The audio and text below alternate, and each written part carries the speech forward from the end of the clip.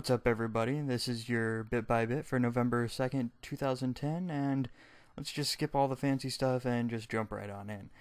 G4 Today has been stated as being cut from the DirecTV lineup for its low viewer numbers, and personally I believe it's because of the lack of anything gaming related on the gaming channel.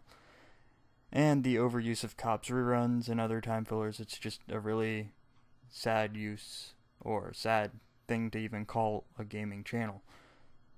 So unless you're into Cops 24/7, you're really not going to miss anything. The new Xbox Live interface was introduced today, and with its new streamlined look. But where is everything? Where the other one had all the little categories that you could scroll through on the vertical end of things, because you had like the horizontal, and then you had the vertical, which was like the marketplace, your friends list, all that stuff. It's all gone. It's just two little vertical things, and then everything's buried. And that left some indie game developers really displeased that their content was basically hidden away in the dark depths of the unknown of Xbox Live. And I totally agree. I couldn't find any of the games that I bought, nor could I find the marketplace, but I guess I really didn't look too hard for it, but it wasn't there where you expect to see it. Medal of Honor has been stated by EA to have sold 2 million units within 2 weeks, and that's pretty good. They're making money. We'll probably see another one coming up here soon. EA has signed a 5-year deal with Facebook, which they are hopeful will make it easier for people to purchase virtual goods off of Facebook. The payment method that they will be using will be Facebook credits. So it sounds like something new. Maybe some other companies will pick this up and go for it. I'm still unsure exactly what they're selling, but I'm guessing it's like small virtual games of some sort. Like, I don't know. Gran Tourismo 5 has finally been announced on the developer's blog to have gone gold, which is a fancy term in the gaming industry that the discs are being produced. The coding and programming and all that is done, and it's being put on the discs, which will then be shipped. Retailers are showing the game's release date between late December 2010 and early January 2011, so it'll be somewhere in that, hopefully.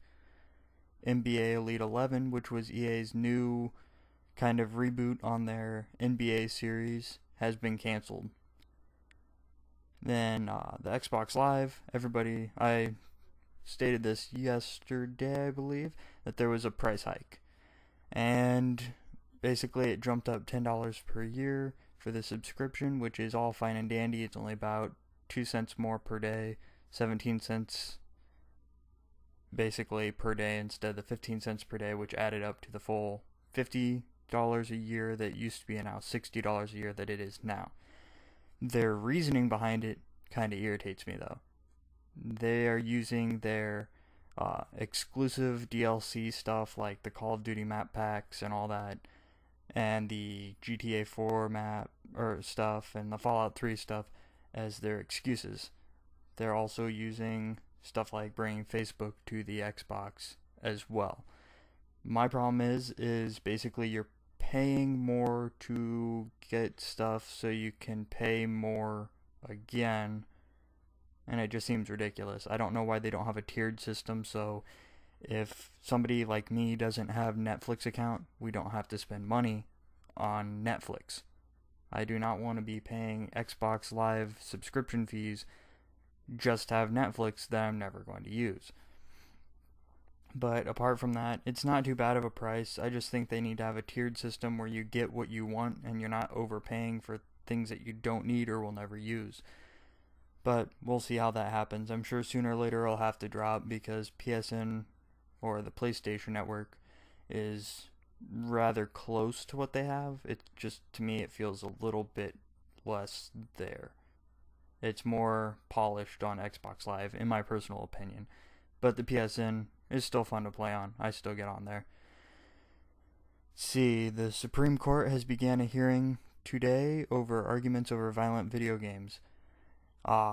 Basically, the governor in California in 2005 had signed a bill to limit the sales of violent video games to minors. This has been stated that anybody under the age of 18 would be restricted on buying certain violent games, anything that was held to be too violent. So if you weren't 18 or older, you couldn't buy games like Gears of War. It was later declared unconstitutional by another court. Now, however, the Supreme Court has its hand in the case, and statements have been thrown back and forth over why or why not it should go through. The statements against it, though, are why other forms of media haven't been hit by this, such as comics, movies haven't quite as bad, and just other forms of media. And the Supreme Court basically is looking into it because it may be infringement on our freedom of speech and may cause problems if they pass the bill. The Supreme Court has until June 2011 to make their ruling on this case, and we'll all just have to wait and see on that. But that wraps it up for us today. I'm Christian, and that's today's bit.